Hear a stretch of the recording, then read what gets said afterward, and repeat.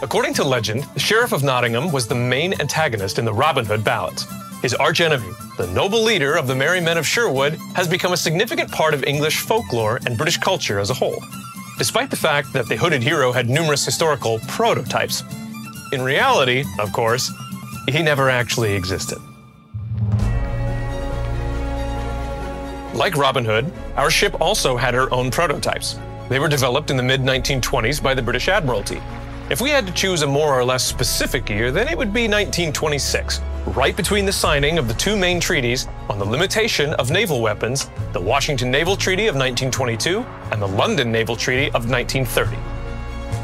This cruiser is based on the project sketches designed by the British shipbuilders under the Navy's instructions that were never actually given life in steel. As for the name of the ship, it was typical for Royal Navy heavy cruisers to be named after the nation's counties in the 1920s.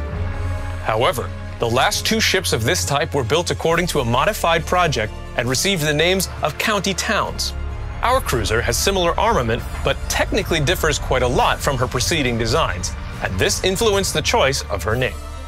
We at World of Warships are respectful of maritime traditions, so please meet the resulting British Tier 8 cruiser, which we've named in honor of the ancient city near the famous Sherwood Forest, Nottingham.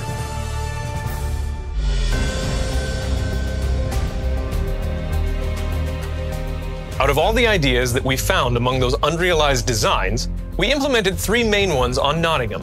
Firstly, the main battery turrets are installed only on the bow, according to a scheme that was previously used for the Nelson-class battleships.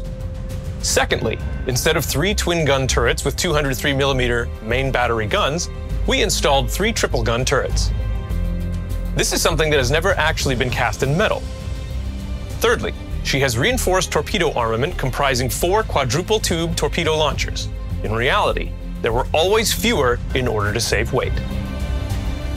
A distinctive feature of Nottingham, as we've already mentioned, is the placement of all 9 of her 203mm guns on the bow. Now, thanks to this, the cruiser doesn't need to expose her full broadside to the enemy to fire a full salvo. But at the same time, the cruiser must act cautiously, relying on her excellent concealment and short-burst smoke generator consumable, as she has weak armor and a small HP pool.